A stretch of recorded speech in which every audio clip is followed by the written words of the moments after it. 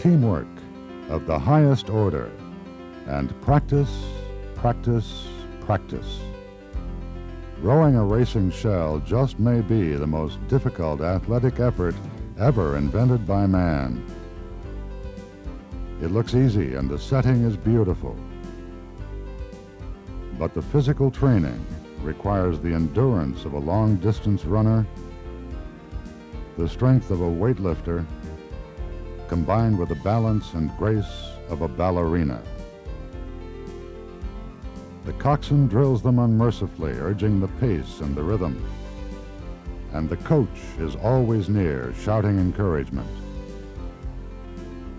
Muscles ache and sweat pours, even in the cool of the early morning, when crews the world over work out on lakes and rivers, bays and inlets, looking forward to the beginning of rowing season, the start of competition, and the reward for endless hours of concentration and physical exertion.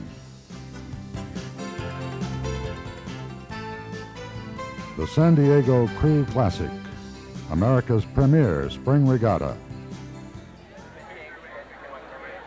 Early April on fabulous Mission Bay, over 30,000 spectators will line the shores and crowd the tents.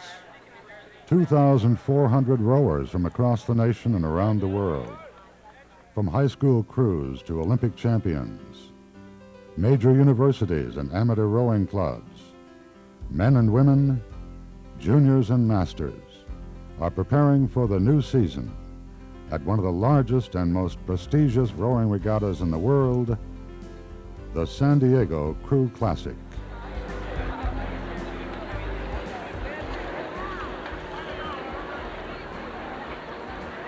As the crowds begin to arrive, radio, television, and newspapers will report on the events and the winners as they battle over the two-day competition. It is Saturday morning. The crews have been arriving for the last several days. The last practice has been run. The last details of boat preparation have been finished. The last strategies have been planned. And as the sun penetrates the morning cloud cover, the races begin. The next command you will hear will be the start of the four-start quick command. Hands up at 2 and 3. Attention. Are you ready? Go!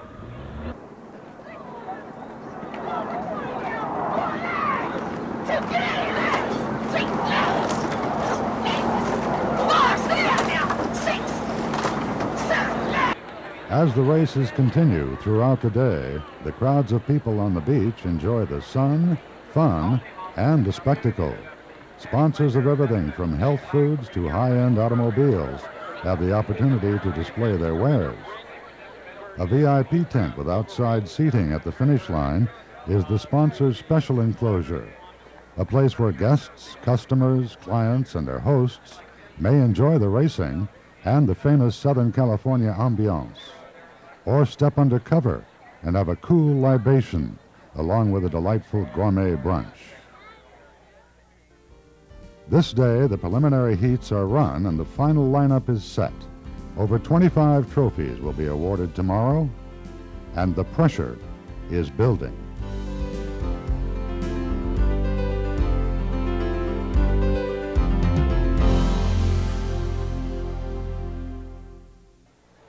Sunday morning, 32 scullers, the best 16 men and the best 16 women from nations around the world, meet in San Diego in the first of the FISA World Cup Championships, the only Western Hemisphere venue for these Olympic-class rowers. The World Cup event in San Diego is the first of 6 races throughout the world to establish the most consistent single sculler in the world in men and women. You've got the best scullers in the world here in San Diego, and it's a very important race because it's the first of the new season, and they've all come out of their winter training and they treat it seriously, but they're testing each other to see how they're going to go for the season. It's a very important race on the international rowing calendar. This year it's been great. The athletes have loved it, especially the athletes who've come from Europe and South America. They have such a great time in San Diego that they really look forward to the World Cup here. It's gone particularly well. The racing's been wonderful because they're such magnificent scullers.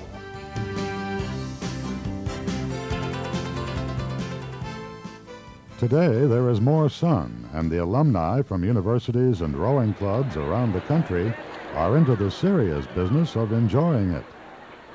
This crowd is overwhelmingly college educated with high actual or potential incomes, and sponsors have a ready-made, upscale audience. The winner of the first in the series of the Women's World Cup Challenges is Canadian Silken Laumann. In the World Cup single sculls for men. And the trophy for the Men's World Cup goes to Kajetan Broniewski from Poland.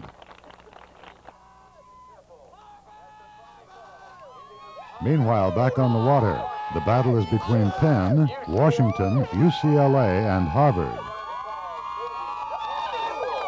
Copley Cup, the apparent unofficial winner is Harvard, followed by Washington. Look at Penn, there's UCLA, and on the outside, the Navy and Temple. Nice round of applause, ladies and gentlemen. A good row, gentlemen on the water.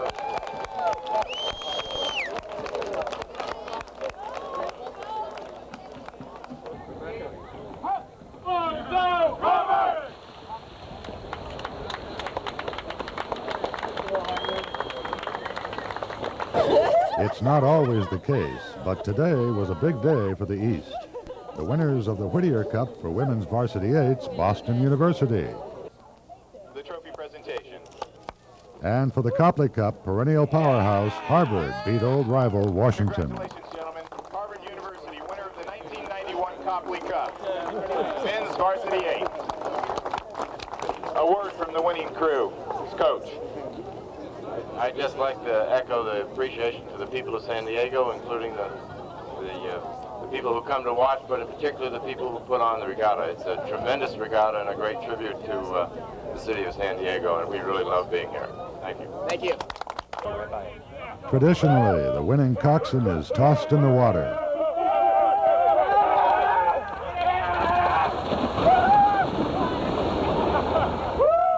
It's the best competition that we face almost all year, with the possible exception of the national championship. And it's an exciting format. The whole setting with the hundreds of different crews and this beautiful course, it'd be hard not for it to be good. It would be hard not for it to be good. The San Diego Crew Classic, the most prestigious regatta west of Boston.